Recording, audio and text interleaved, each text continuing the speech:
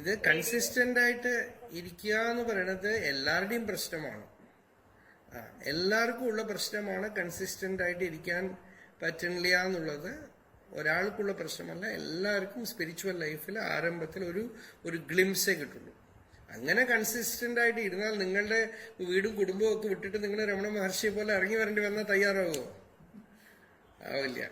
അപ്പോ ഭഗവാൻ ഗീതയിൽ പറഞ്ഞു, സ്വൽപ്പം അപ്യസ്യ ധർമ്മസ്യ ത്രായതേ മഹതോ ഭയാത്. അല്പമെങ്കിലുമൊക്കെ തന്നെ ഈ സത്യത്തിനെ കുറിച്ചുള്ള അറിവും അനുഭവവും ഒക്കെ കിട്ടുമ്പോൾ തന്നെ സന്തോഷിച്ചോളണം. ഈശ്വരന്റെ കൃപ. നമ്മൾക്ക് ലക്ഷ്യമെങ്കിലും അറിഞ്ഞുവല്ലോ, നമുക്കതിൽ ഷുവറായല്ലോ, അതിന്റെ ഗ്ലിംസ് കിട്ടിയല്ലോ, അത്ര തന്നെ സന്തോഷിച്ചോളണം. ഇനി പതുക്കെ പതുക്കെ പതുക്കെ ഇനി അങ്ങടാണ് യാത്ര, ഇനി പിന്നോട്ടില്ല. അപ്പൊ അത് കൂടുതൽ കൂടുതൽ കൂടുതൽ ദൃഢമായിക്കോളും. സ്വാമിജി പറയുന്ന പോലെ ഒരു ഭയം, അതായത് ഓട്ടക്കുളത്തിലെ വെള്ളം പോലെ ചോർന്നു പോകുന്ന ആയുസ്. അപ്പൊ അത് സാരില്ല. ഇപ്പൊ ആരംഭിച്ചുവല്ലോ, ഇനി ഇതിങ്ങനെ അതിലേക്ക് പോയിക്കോളുക. അത് പതുക്കെ പതുക്കെ ദൃഢമായി പൂർണ്ണമായിക്കോളും. പിന്നെ ചെറിയൊരു സംശയം കൂടെ ഉണ്ട് സ്വാമിജി. ഇടയ്ക്ക് സ്വപ്നത്തില് ഭഗവാൻ ഇങ്ങനെ ഒരു അനുഗ്രഹം ചെയ്യുന്ന പോലെ പല തവണയായിട്ട് കാണുന്നു. അത് സ്വപ്നമാണോ?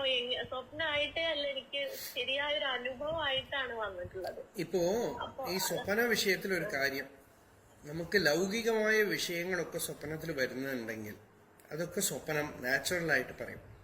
ഗുരു, ഇഷ്ടദേവത, മന്ത്രം, ഒരു അധ്യാത്മ അനുഭവം, ഇതൊക്കെ സ്വപ്നത്തിൽ വരുന്നുണ്ടെങ്കിൽ അത് സ്വപ്നമല്ല, അത് ആത്മാവിന്റെ കൃപയാണ്. നമുക്കൊരു ചെറിയ ഒരു അനുഗ്രഹം, ഒരു മുതുകത്ത് തട്ടിത്തരുന്ന പോലെ ഒരു അനുഭവം തരികയാണ്. ചെറിയ ഒരു പ്രസാദമാണത്. അത് ഈശ്വര അനുഗ്രഹമാണ്. അത് അനുഗ്രഹമായിട്ട് തന്നെ എടുത്തോളൂ. അത് സ്വപ്നമല്ല. ലൗകിക വിഷയങ്ങൾ ഡ്രീമിൽ വരുമ്പോഴാണ് അതിനെ നമ്മൾ സ്വപ്നം എന്ന് പറയുന്നത്. അലൗകിക വിഷയങ്ങൾ, പക്ഷേ ചിലപ്പോൾ അലൗകിക വിഷയങ്ങൾ വന്നിട്ട് അത് നമുക്ക് ആനന്ദമല്ല തരുന്നതെങ്കിൽ അത് സ്വപ്നമാണ്. അത് വരുമ്പോൾ നമുക്കൊരു ആനന്ദം വരുന്നുണ്ട്, ഒരു സുഖം വരുന്നുണ്ട്, ശാന്തി വരുന്നുണ്ടെങ്കിൽ അത് നിശ്ചയമായിട്ടും ഒരു ചെറിയ സ്പിരിച്വൽ എക്സ്പീരിയൻസ് ആണ്.